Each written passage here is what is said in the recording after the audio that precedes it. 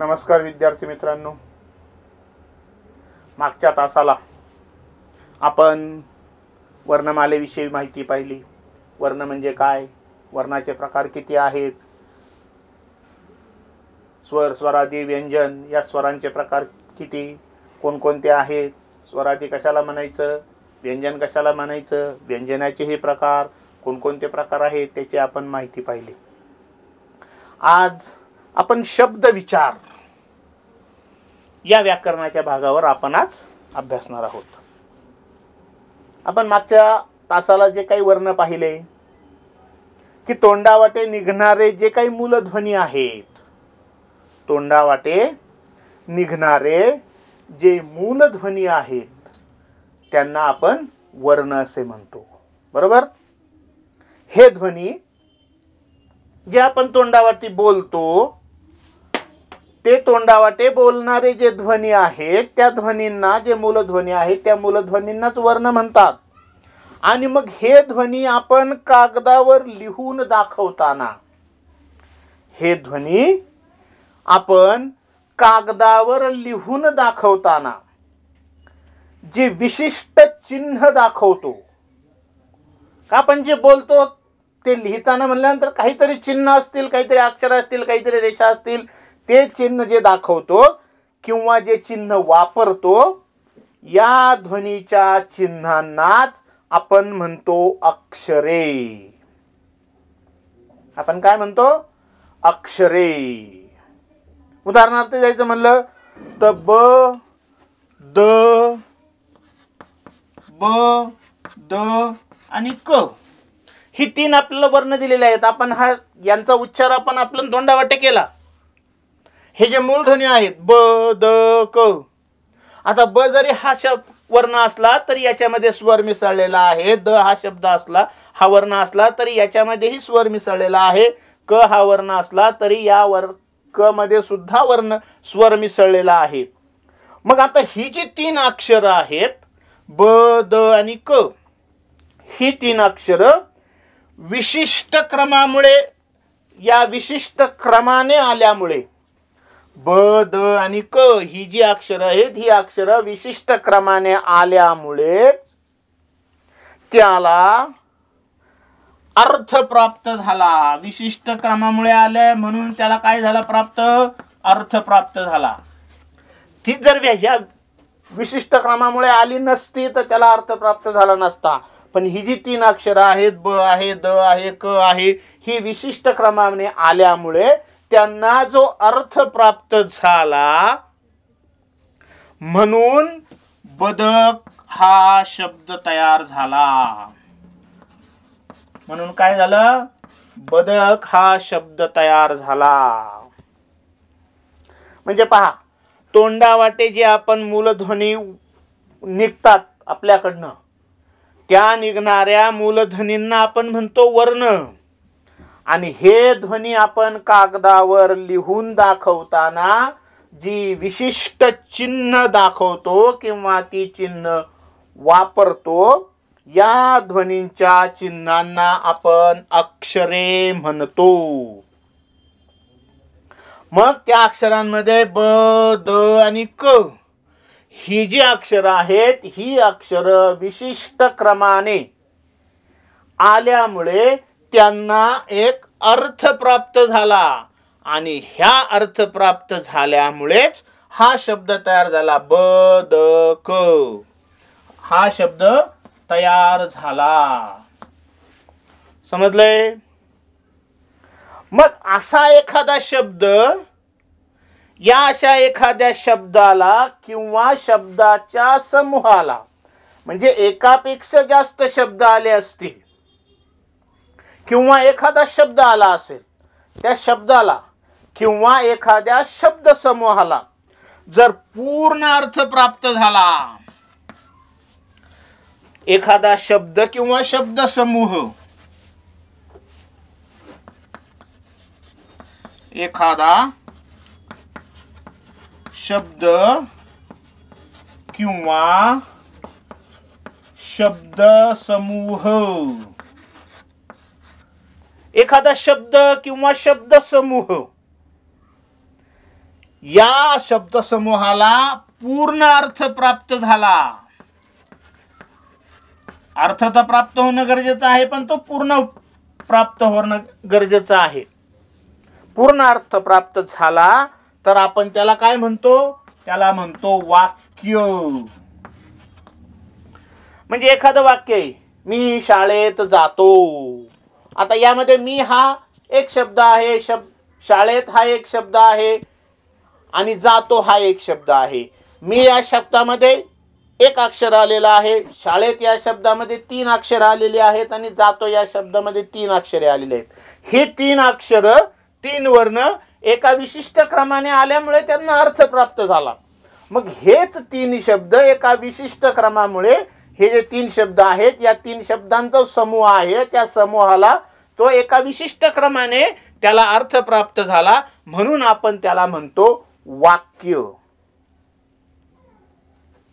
म्हणजेच बदक पाण्यात पोहते. हे जर वाक्य आपण घेतलं, बदक पाण्यात पोहते, हे वाक्य, या वाक्यामध्ये 3 पद आहेत. एक आहे बदक, दुसरं आहे पाण्यात, तिसरं आहे पोहते.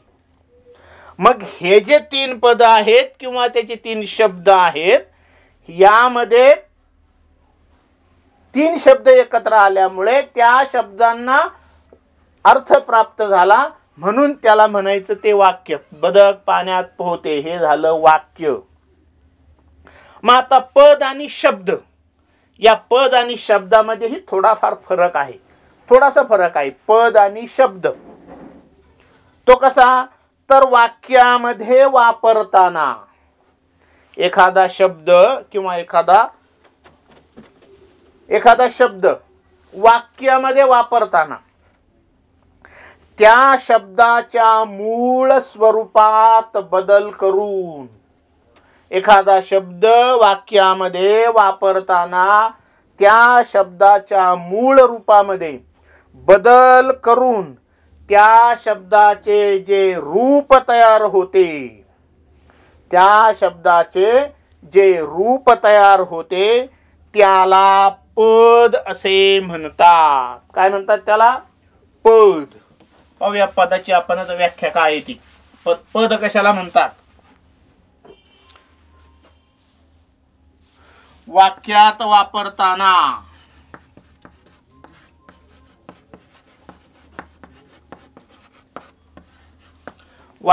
वापरताना शब्दाच्या मूळ स्वरूपात,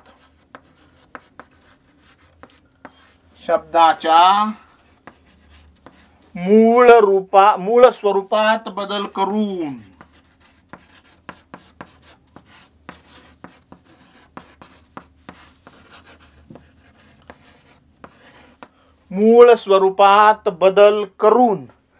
त्या शब्दाचे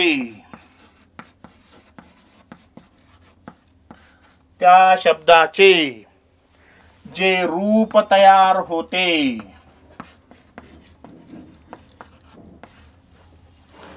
त्या शब्दाचे जे रूप तयार होते त्याला पद असे म्हणतात.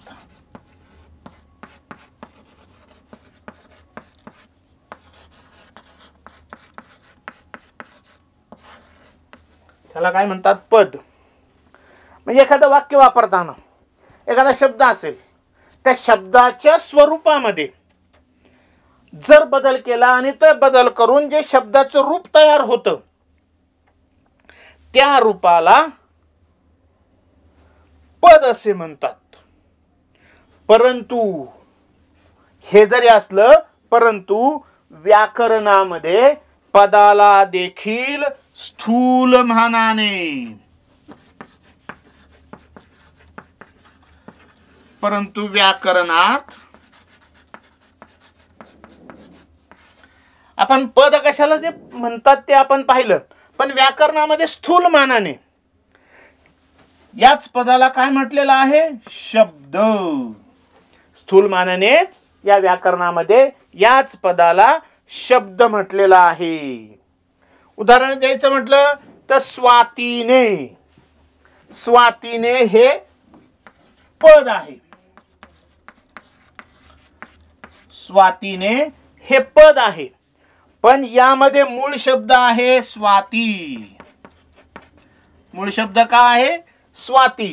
पण या मूळ रूपामध्ये बदल झालेला आहे आणि जे रूप तयार झालंय ते स्वातीने, म्हणून स्वातीने हे आहे पद, पण त्याचा मूळ शब्द आहे स्वाती.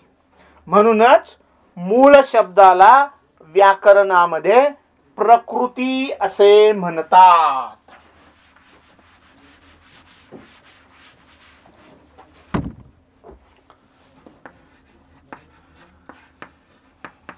मूळ शब्दाला व्याकरणात प्रकृती असे म्हणतात.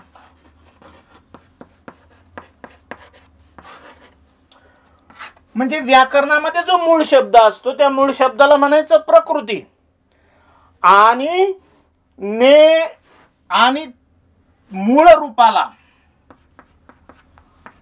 दुसरा आहे मूळ रूपाला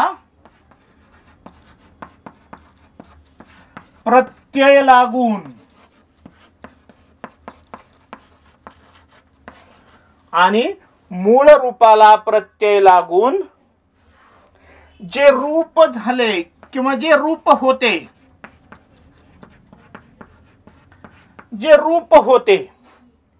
त्याला म्हणायचं विकृती.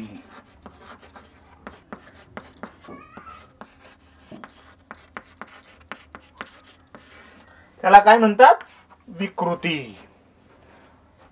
म्हणजे पहा, मूळ शब्द आहे, त्या मूळ शब्दाला व्याकरणामध्ये काय म्हणतात? प्रकृती. आणि त्याच मूळ रूपाला प्रत्यय लागून जे रूप तयार होतं त्याला म्हणतात विकृती. उदाहरण द्यायचं म्हणलं तर स्वातीने हा जर शब्द पाहिला तर स्वातीने ही झाली विकृती. हा जो व्याकरणामध्ये याला म्हणायचं विकृती, पण यातला जो स्वाती हा शब्द आहे तो आहे प्रकृती. हा शब्द आहे प्रकृती. विकृती म्हणजेच शब्दाच्या मूळ रूपाचे बदललेले स्वरूप. विकृती म्हणजे काय? तर शब्दाच्या मूळ रूपाचे बदललेले स्वरूप.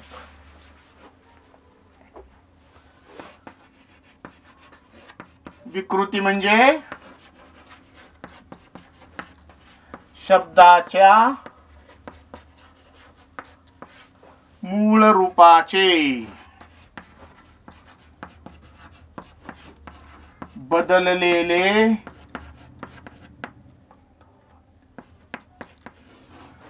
शब्दाच्या विकृती म्हणजे शब्दाच्या मूळ रूपाचे बदललेले रूप, आणि प्रकृती म्हणजे शब्दाचे मूळ रूप. आणि हे जे बदललेलं रूप आहे त्यालाच म्हटलेलं आहे पद. त्याला काय म्हटलेलं आहे? पद. त्यामुळे वाक्य हे शब्दांचे किंवा पदांचे बनवलेले असते. लाईट गेली?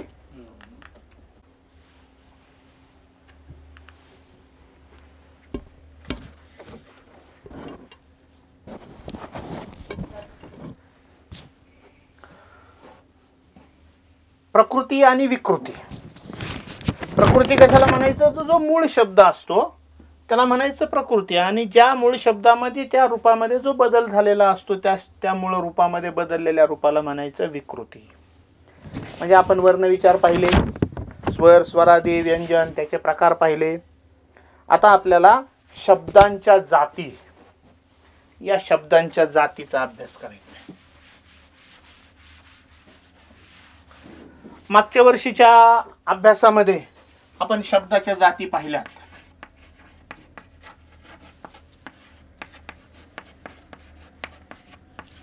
मागच्या वर्षीच्या अभ्यासामध्ये सहावीला असताना आपण शब्दांच्या जाती पाहिल्यात.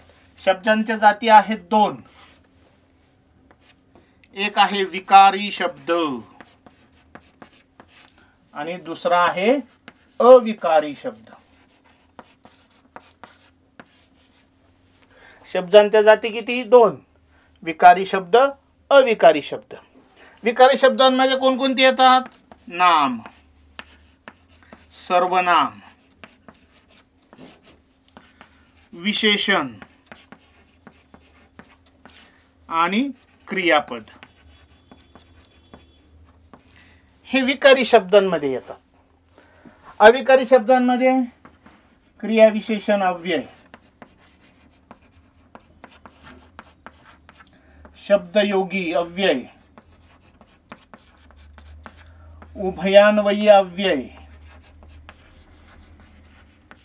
आणि केवल प्रयोगी अव्यय.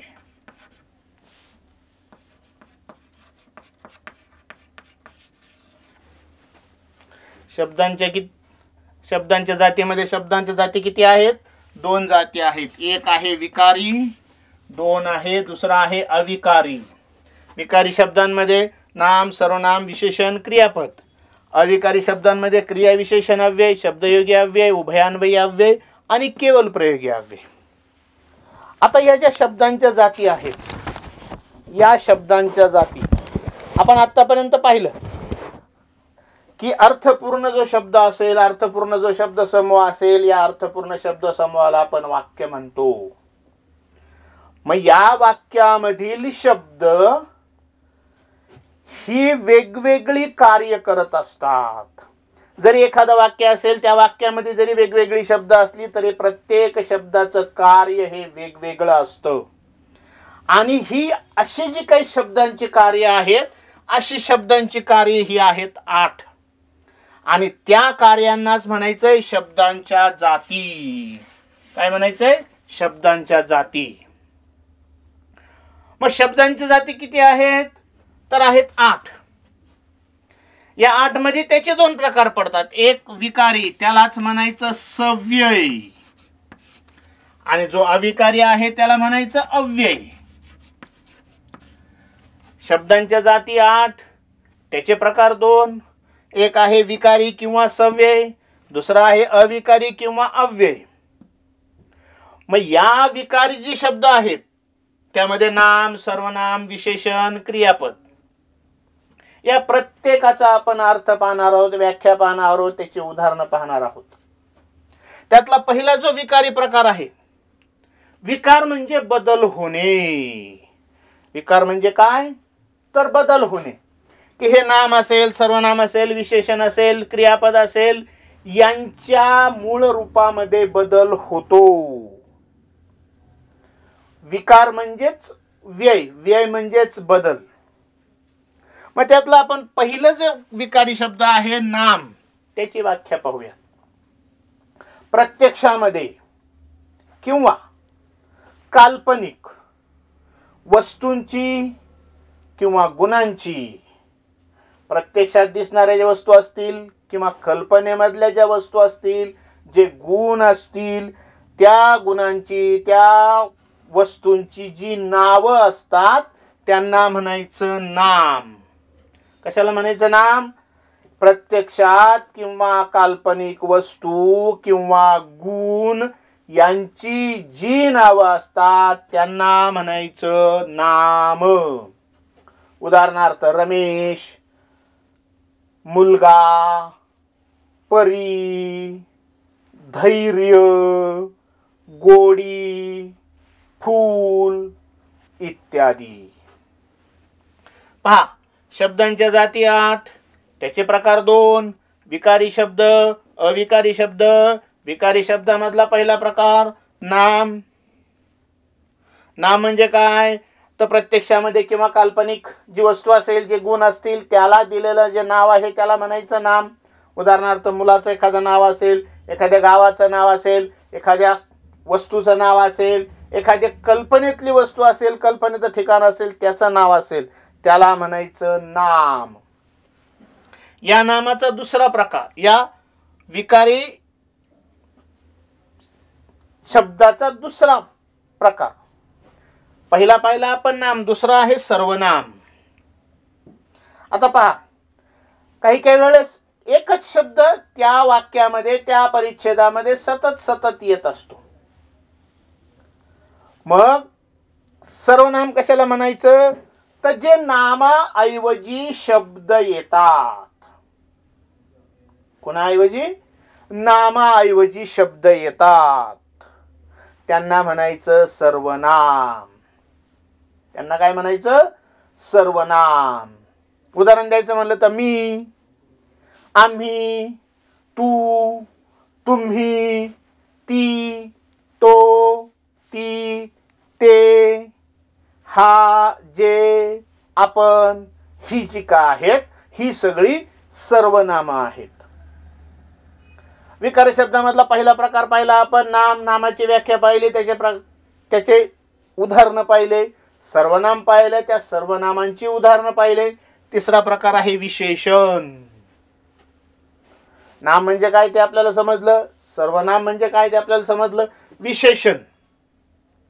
विशेषण म्हणजे काय? तर जे शब्द नामाबद्दल विशेष माहिती देतात. जो शब्द किंवा जे शब्द नामाबद्दल विशेष माहिती देतात त्या शब्दांना विशेषण असे म्हणतात. त्या शब्दांना विशेषण असे म्हणतात. समजले विशेषणाची व्याख्या? मग विशेषण कशाला? चांगला, गोड, वाईट, हिरवा, चौकट, चौपट हे जे शब्द आहेत हे शब्द नामाबद्दल विशेष माहिती सांगतात. चौथा प्रकार आहे क्रियापद. चौथा प्रकार आहे क्रियापद. पहिला प्रकार पाहिला नाम, दुसरा पाहिला सर्वनाम, तिसरा पाहिला विशेषण, चौथा आहे क्रियापद. क्रियापद म्हणजे ज्या वाक्याचा अर्थ पूर्ण करणारा जो शब्द असतो, वाक्याचा अर्थ पूर्ण करणारा जो शब्द असतो त्याला म्हणायचं क्रियापद. काय म्हणायचं? क्रियापद. उदाहरण द्यायचं म्हणलं तर आहे, नाही, करतो, उठतो, बसतो, खातो हे जे शब्द आहेत या शब्दामुळे वाक्याचा अर्थ पूर्ण होतो. वाक्याचा अर्थ पूर्ण होतो. मग या शब्दांच्या ज्या विकारी प्रकारामधले जे काही 4 प्रकार आहेत, मग या शब्दांच्या वरील 4ही जातींना किंवा प्रकारांना आपण विकारी शब्द किंवा सव्यय म्हणतो. विकार म्हणजे काय? तर व्यय होणे किंवा बदल होणे.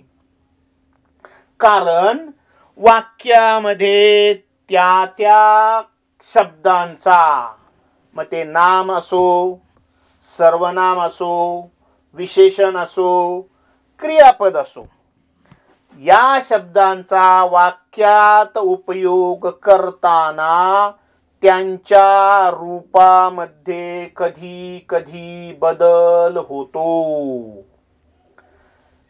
जी बदल होणारी आहेत त्यांना म्हणायचं विकारी किंवा व्यय, बदल, सव्यय. ही आपण पाहिली. शब्दांच्या 8 जातीमधली विकारी जी शब्द आहेत ती आपण पाहिली. ही आपण मागच्या वर्षी अभ्यासलेली आहेत. पण या वर्षी मात्र जे काही अविकारी शब्द आहेत या अविकारी शब्दांचा आपल्याला अभ्यास करायचा आहे. अविकारी शब्द कोणकोणते आहेत आणि ते अविकारी शब्दांचे प्रकार ते सगळे आपल्याला पाहायचे. यातला अविकारी शब्दामधला पहिला आहे क्रिया विशेषण अव्यय.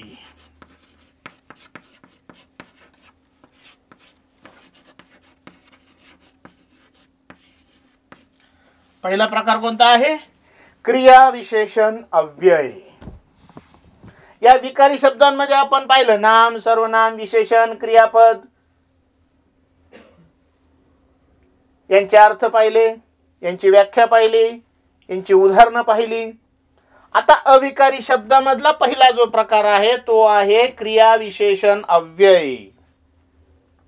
मग या क्रियाविशेषण अव्ययामध्ये आपल्याला सांगता येईल की जे शब्द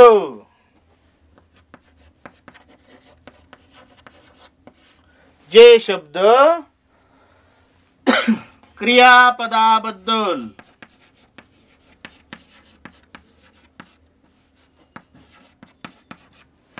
विशेष माहिती सांगतात,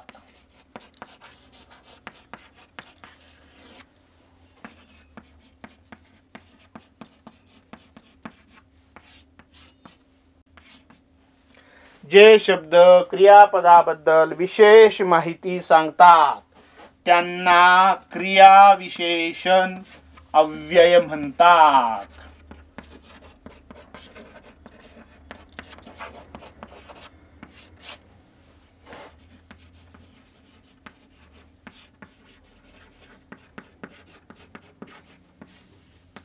त्यांना क्रियाविशेषण अव्यय म्हणतात. मागच्या विकारी शब्दामध्ये जो क्रियापद आहे ते क्रियापद म्हणजे काय, तर वाक्याचा अर्थ पूर्ण करणारा जो शब्द आहे तो क्रियापद.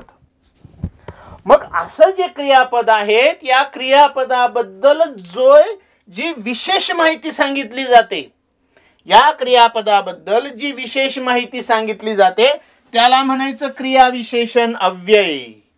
त्या वाक्यामध्येच अर्थ आहे क्रियाविशेषण. क्रिया म्हणजे क्रियापद, क्रियापदाबद्दल विशेष माहिती सांगणारा जो शब्द आहे त्याला म्हणायचं क्रियाविशेषण अव्यय. उदाहरण द्यायचं म्हटलं तर आज,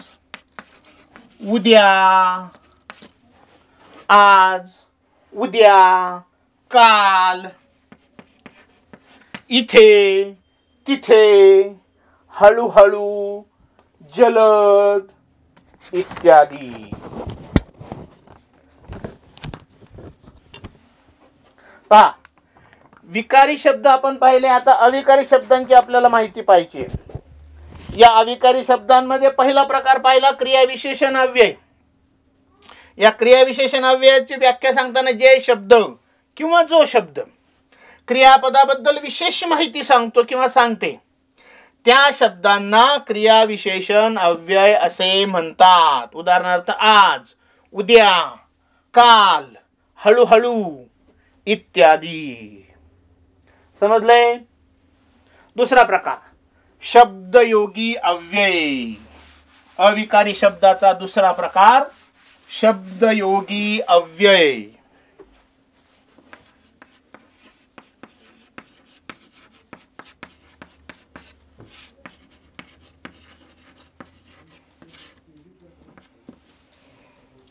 दुसरा प्रकार आपण पाहतोय शब्दयोगी अव्यय.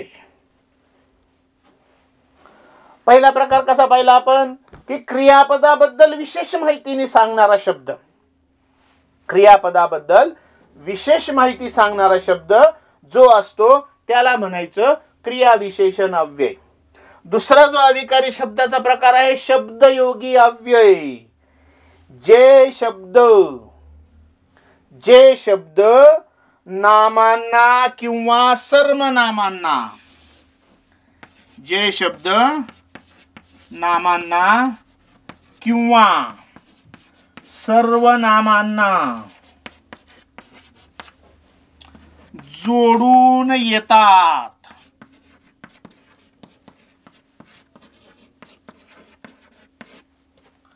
जे शब्द नामांना किंवा सर्वनामांना जोडून येतात त्यांना म्हणायचं शब्दयोगी अव्यय. त्यांना काय म्हणायचं? शब्दयोगी अव्यय. म्हणजे ते शब्द नाम असेल सर्वनाम असेल त्यांना जोडून येतात, त्यांच्या बरोबरच येतात, त्यांना म्हणायचं शब्दयोगी अव्यय. उदाहरण द्यायचं म्हणलं तर घराजवळ, झाडामागे, दारापुढे हे जे शब्द आहेत याच्यामध्ये नाम आलेलं आहे. घर हे नाम आलेलं आहे आणि नामाबरोबर आलेला, नामाला जोडून आलेला हा शब्द जवळ, म्हणून हे झालं शब्दयोगी अव्यय. झाडामागे, झाड हे नाम आहे आणि या झाडात नामाच्या बरोबर आलेला हा मागे हा शब्द आहे म्हणून त्याला म्हणायचं शब्दयोगी अव्यय. तिसरा आहे दारापुढे.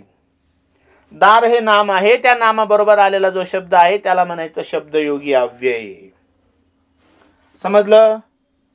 पहिला प्रकार केवळ क्रियाविशेषण अव्यय, दुसरा प्रकार शब्दयोगी अव्यय, तिसरा प्रकार पाहायचा आपल्याला उभयान्वयी अव्यय. हे 4 प्रकार झाल्यानंतर आपण प्रत्येक जे अव्यय आहेत त्या अव्ययांचे प्रकार पाहणार आहोत.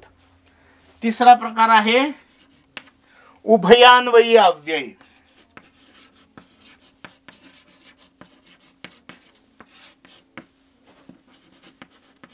तिसरा प्रकार आहे उभयान्वयी अव्यय. आता या शब्दामध्येच त्याचा अर्थ लपलाय. उभय, उभय म्हणजे दोन. जे शब्द दोन शब्द किंवा दोन वाक्य, जे शब्द दोन शब्द किंवा दोन वाक्य एकमेकांना जोडतात. जे शब्द दोन शब्द किंवा दोन वाक्य एकमेकांना जोडतात त्यांना म्हणायचं उभयान्वयी अव्यय. काय म्हणायचं? उभयान्वयी अव्यय. उदाहरण द्यायचं, जे शब्द दोन शब्द किंवा दोन वाक्य एकमेकांना जोडतात.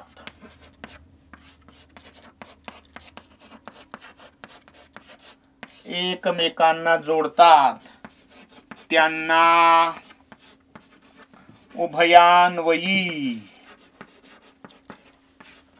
अव्यय म्हणतात.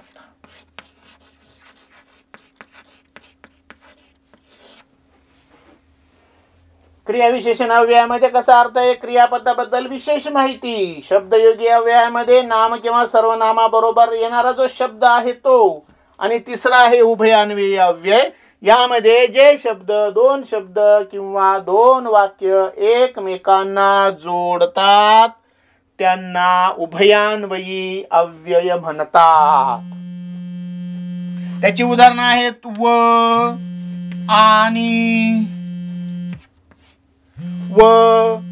आणि किंवा परंतु पण म्हणून इत्यादी. हा तिसरा प्रकार आपण पाहिला. आता चौथा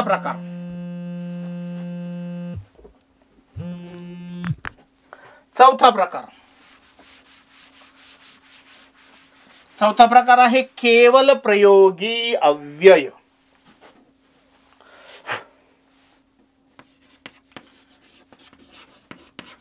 केवल प्रयोगी अव्यय. या अविकारी शब्दांमधला चौथा प्रकार केवल प्रयोगी अव्यय. आता या शब्दामध्येच त्याचा अर्थ आहे केवल प्रयोगासाठी म्हणून केलेला जो आहे. जे शब्द केवळ फक्त भावना व्यक्त करतात, मनामधल्या ज्या भावना आहेत त्या भावना फक्त व्यक्त करतात असे काही शब्द असतात आणि त्या शब्दांनाच केवल प्रयोगी अव्यय असे म्हणतात. त्याची व्याख्या करताना आपल्याला म्हणता येईल जे शब्द केवळ भावना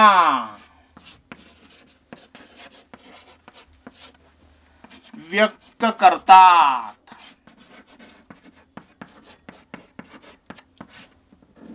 जे शब्द केवळ भावना व्यक्त करतात त्यांना केवल प्रयोगी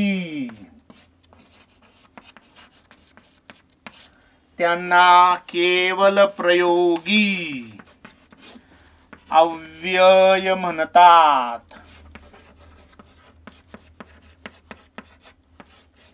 त्यांना केवल प्रयोगी अव्यय म्हणतात. उदाहरण द्यायचं म्हणलं तर अरे रे, आबोब, आहा हा, हे जे शब्द आहेत या शब्दामुळे फक्त मनामधली भावना व्यक्त होत असते आणि ती भावना व्यक्त होत असल्यामुळेच त्या शब्दांना म्हणायचं केवल प्रयोगी अव्यय. ह्या ज्या 4 जाती पाहिल्या आपण अविकारी शब्दाच्या, पहिलं पाहिलं क्रियाविशेषण अव्यय, दुसरं पाहिलं शब्दयोगी अव्यय, तिसरं पाहिलं उभयान्वयी अव्यय, चौथं पाहिलं केवल प्रयोगी अव्यय. हे जे 4 प्रकार आहेत या 4 प्रकारांनाच अविकारी शब्द म्हणतात. कारण अविकार म्हणजे अव्यय, यामध्ये कोणताही बदल होत नाही. कारण वाक्यात उपयोग करताना त्यांच्या रूपामध्ये बदल होत नाही, म्हणून त्यांना अविकारी शब्द म्हणतात. आपण पाहिलं शब्दाच्या 8 जाती, त्याचे 2 प्रकार, विकारी शब्द, अविकारी शब्द. विकारी शब्दाचे 4 प्रकार, नाम, सर्वनाम, विशेषण, क्रियापद. अविकारी शब्दाचे 4 प्रकार, क्रियाविशेषण अव्यय, शब्दयोगी अव्यय, उभयान्वयी अव्यय आणि केवल प्रयोगी अव्यय. नामाची व्याख्या पाहिली, त्याची उदाहरणं पाहिली, सर्वनामाची व्याख्या पाहिली, त्याची उदाहरणं पाहिली, विशेषणाची व्याख्या पाहिली, त्याची उदाहरणं पाहिली, क्रियापदाची व्याख्या पाहिली, त्याची उदाहरणं पाहिली. ह्या प्रकाराची सगळा अभ्यास आपला मागच्या वर्षीच्या अभ्यासामध्ये झालेला आहे. या वर्षी 7वीला आपल्याला फक्त जे काही अविकारी शब्द आहेत या अविकारी शब्दांचाच आपल्याला अभ्यास करायचा आहे. या अविकारी शब्दांमध्ये जे काही 4 प्रकार आहेत या 4 प्रकारांचे जे उपप्रकार आहेत ते आपल्याला पाहिजेत. ते आपण ह्या पुढच्या तासाला पाहूया. त्यामुळे आजचा तास या ठिकाणी मी थांबवतो. धन्यवाद.